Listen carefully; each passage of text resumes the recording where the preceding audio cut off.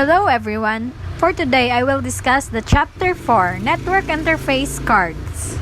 Attaching a computer to a network requires a physical interface between the computer and the network medium. For most PCs, this interface resides in a special network interface card or NIC, also known as a network adapter or a network card that plugs into an adapter slot inside the computer's case. From parallel to serial and vice versa. Because of the nature of the connection between most NIC and the computers to which they are attached, network adapters also manage transformation in the form taken by network data. Most computers use a series of parallel data lines, called the computer bus or bus for short, to send data between the CPU and adapter cards. This allows the computer and adapters to exchange data in chunks equal to the number of lines that extend between them. Because data travels along multiple lines at the same time, and those lines run parallel, both metaphorically and physically, this type of data transmissions is called parallel transmissions. These bits of data follow one another in a straight line or a series. This type of transmission is called serial transmission. Thus, one of the most important jobs a network adapter performs is to grab outgoing transmission from the CPU in parallel form and recast them into their serial equivalents.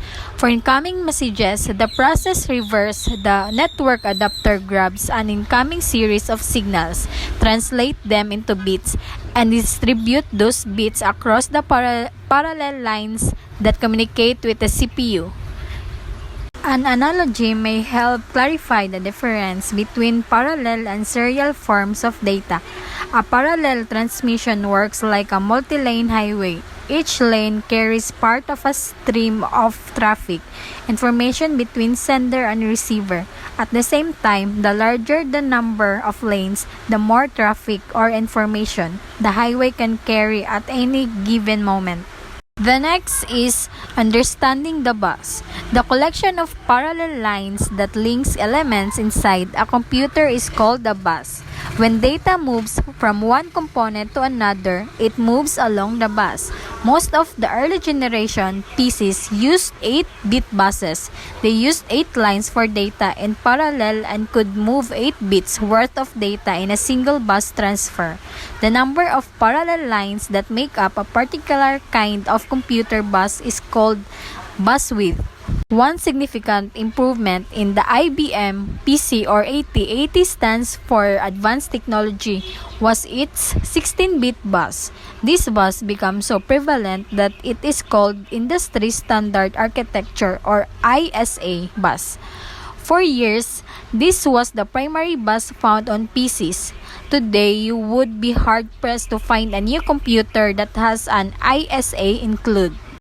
Peripheral Component Interface or PCI is the fastest and most popular in use today. Each of these bus types is explained later in the section titled PC bus. To transmit data across the network medium, a network adapter must include or access a device called a transceiver that is designed for the specific medium in use. For common networking technologies such as Ethernet that work over a variety of media, it's common to find multi-way NICs that can be configured to use one of several media attachments built into the card. Figure shows an Ethernet NIC that includes a female BNC connector, where the base of the T connector attaches for a T-net network, along with a AUI for fiber optic or other selected media, and an RJ45 for the 10 base T. With the appropriate settings chosen, the card can be told which attachment to use and brings the appropriate circuitry to bear. For both T-net and 10 base T, such NICs include a built-in onboard transceiver. For fiber optic, an external transceiver must be connected to the card through the AUI port on the back. With the most newer cards, only one type of media connector is supported. NICs and packets. The NIC creates frames of data from incoming signals and then extracts the contents of each frame for parallel translation and delivery to the CPU. Frames are the fundamental unit of data for network transmission and receptions. Much of the important processing the network adapters perform not only involves creating, sending, and receiving frames, but also dealing with frame-level errors and incomplete or unintelligible frame structures. The term packet is often used to describe the unit of information sent between network devices, but the term frame is more accurate when discussing the unit of information that is handled by the network interface card. MAC address. NIC has a unique identifier called Media Access Control or MAC address that takes the form of data programmed onto read-only memory or ROM on the interface. The IEEE sponsors a manufacturers committee that design an addressing scheme for network adapters and assign unique blocks of addresses to NIC manufacturers. Each new NIC built has a unique and identifiable address encoded onto it, guaranteeing each computer its own network address. PC buses. When PCs were introduced, only a single bus design existed, an 8-bit bus of limited speed and capability. But as the technology evolved, other buses came along. Today, a variety of PC bus types, also known as bus architectures, appear in modern PCs. Each bus differs in its layout and configuration. Therefore, it's imperative that any adapter card you want to use matches the bus type of the socket. Fortunately, figure illustrate distinguishing among these bus architectures is straightforward. These are the following facts about PC bus architectures. First, Industry Standard Architecture or ISA. The ISA bus originally appeared in the first PC in an 8-bit form with the introduction of the IBM PC or 80 in 1984. The bus size doubled to 16 bits. Even so, the top end of rated bus speed for ISA remained a leisurely 10 MHz. The same speed ay blazing fast. While you might find ISA bus slot in a PC manufactured before 2002, this bus is no longer used on newer PCs. The second is Extended Industry Standard Architecture or ASA. By 1988, a 16-bit bus was no longer sufficient to handle the demand that high-end network servers put on a PC bus. A consortium of PC clone vendors, led by Gary Stimac of Compaq Computer, developed the 32-bit ASA bus. Through mechanic and electrical trickery, ASA slot could accommodate either 16-bit ISA or 32-bit ISA adapters. And the third is Microchannel Architecture or MCA. At around the same time ASA come along, IBM introduced its PS2 computers, which feature the 32-bit MCA bus. MCA can work in 16 or 32-bit mode and support a variety of bus speeds from 5 to 66 MHz. This too is an outdated technology and it's not commonly found in computers today, except perhaps in some older IBM PC2s.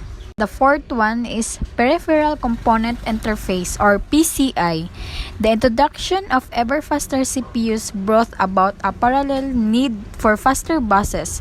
Manufacturers created the idea of a local bus which uses the same technology the CPU uses to communicate with RAM, and that co-processors used to communicate with peripherals. Several local bus standards appeared in the early 1990s, but by 1995, Intel's PCI bus became the default 32-bit bus standard. And the next is PCI-X, a newer PCI specification. PCI-X 2.0 is backward compatible to PCI but supports speeds from 66 MHz to 533 MHz, providing data transfers from 500 Mbps to 4.3 Gbps. The original PCI-X 1.0 specification was topped out at 133 MHz. These tremendous speeds essentially eliminate the system bus as a performance bottleneck. Next is PC cards, also known as PCM-CIA cards. These credit card size expansion cards are used primarily to add functionality to laptop computers.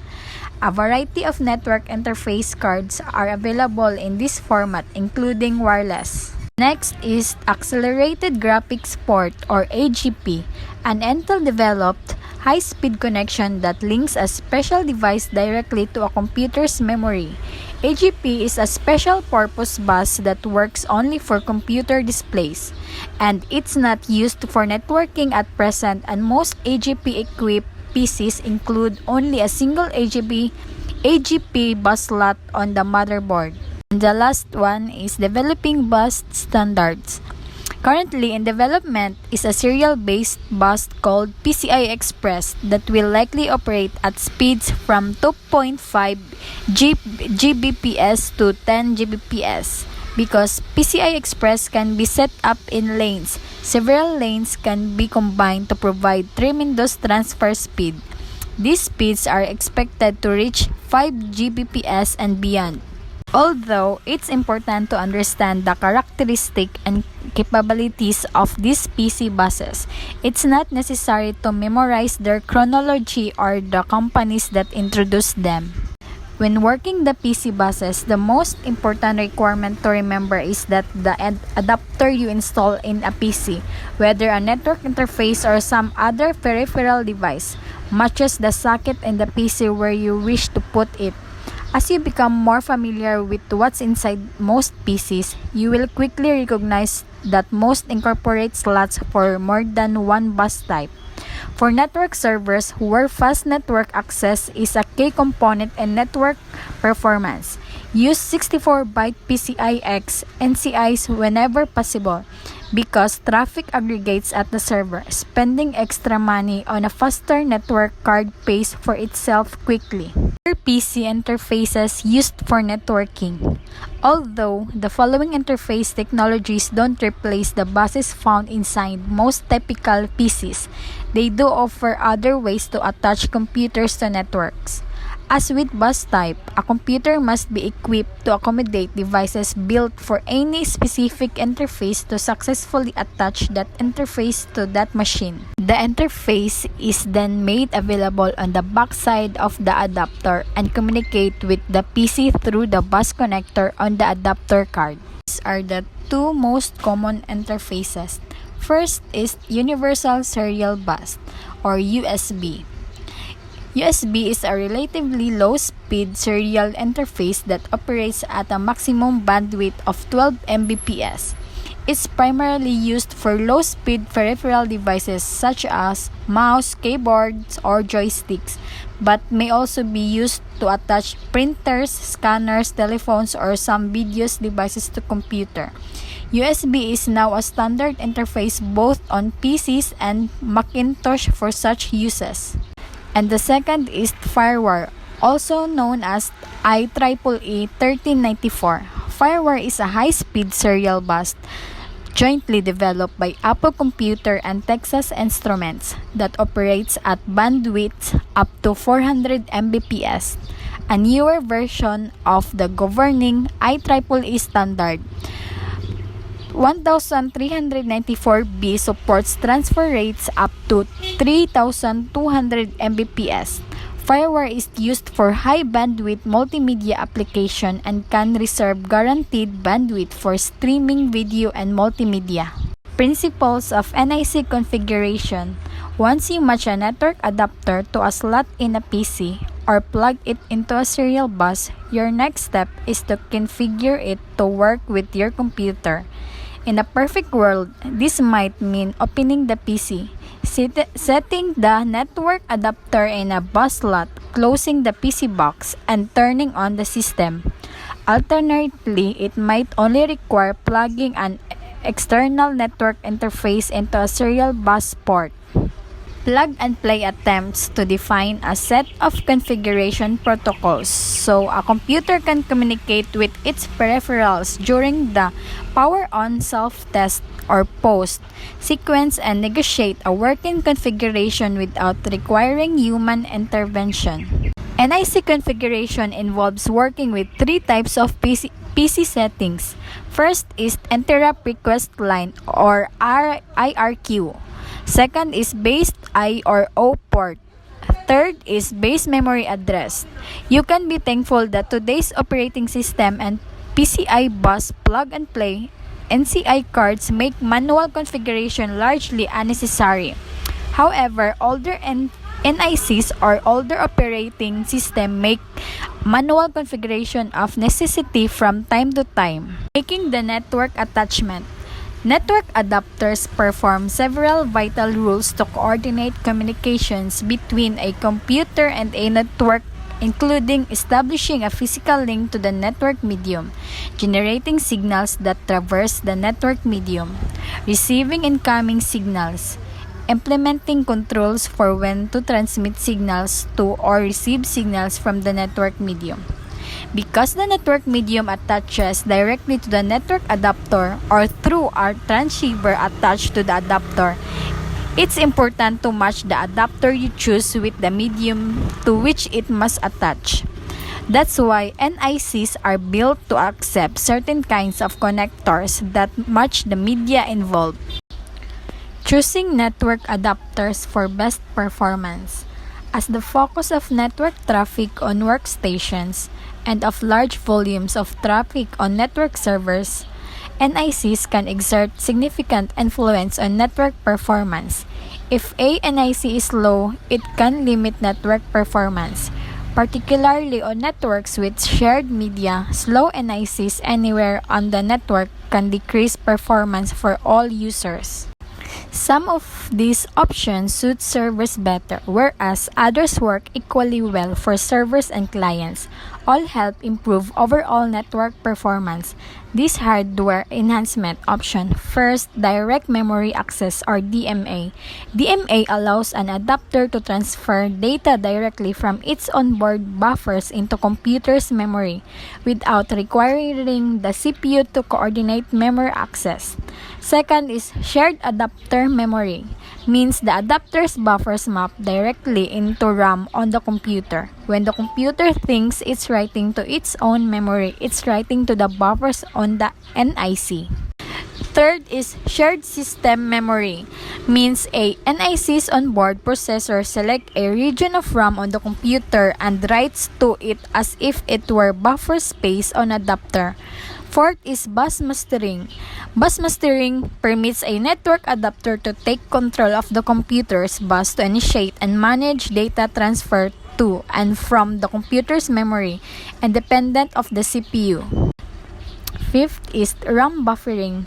RAM buffering means a NIC includes additional memory to provide temporary storage for incoming and outgoing data that arrives at the NIC faster than it can be shipped out. Sixth is onboard coprocessors. Include on some NICs permit the card to process data without requiring service from the CPU. Today, most NICs include such processor to speed network operation. 7 is security features may be available on some high-end NICs.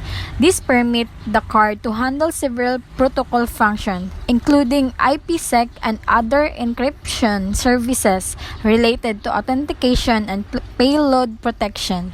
IPsec means IP security is a secure transport mechanism that's gaining broad acceptance as a way to protect network traffic from unwanted snooping.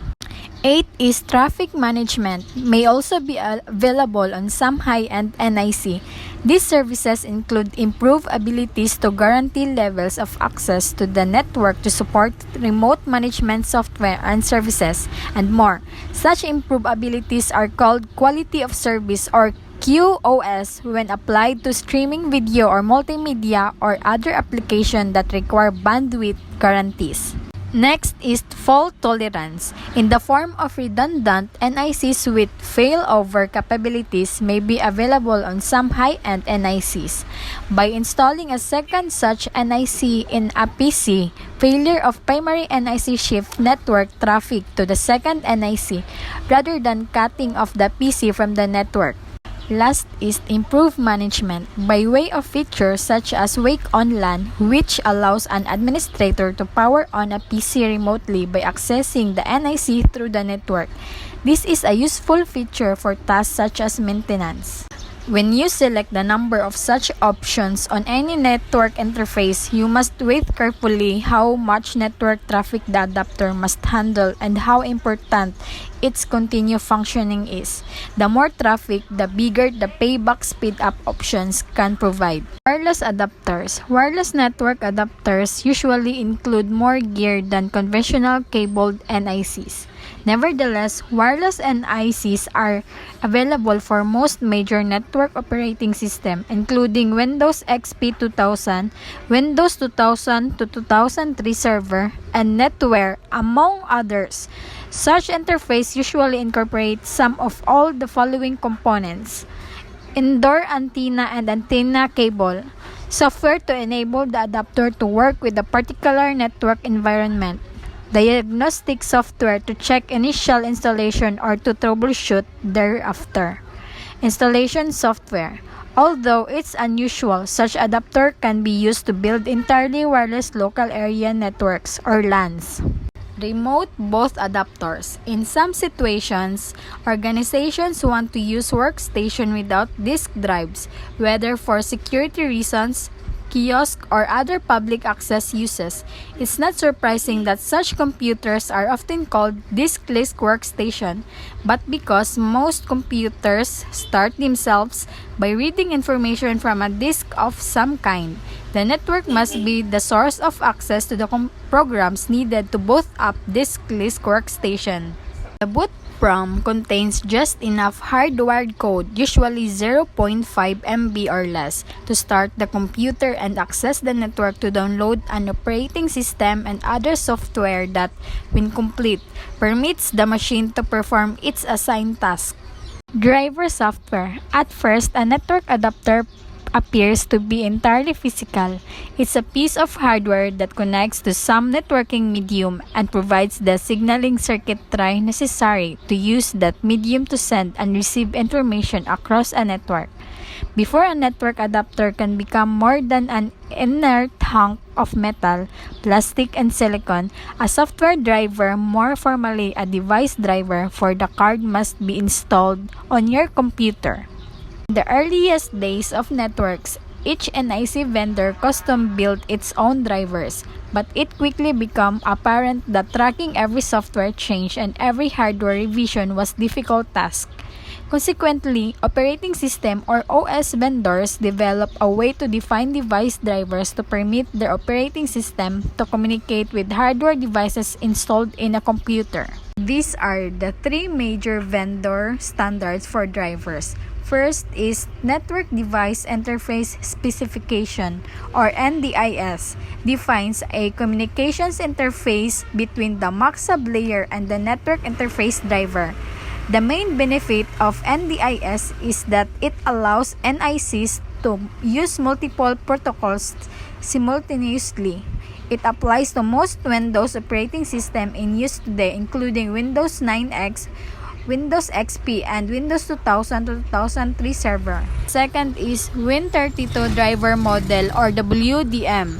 Defines a complete adapter card driver interface for PCs that run modern 32-byte Windows operating system. The WDM architecture divides drivers into various bus and devices classes by function, enabling generic class drivers to handle common data for the adapter bus and for the type of device to which it attaches. And the last is Apple Computer and Novell defined the Open Data Link Interface, or ODI, not only to allow a NIC to use multiple protocols but also to simplify driver development for NIC manufacturers. Those ODI is quite similar to NDIS but different enough to require a separate driver architecture. These standards apply to more than network interfaces. Printers need printer drivers, tape drives need tape drivers, disk controllers need controller drivers, and so on. In short, the driver mediates between an operating system and some kind of external devices. And that's all for the chapter 4.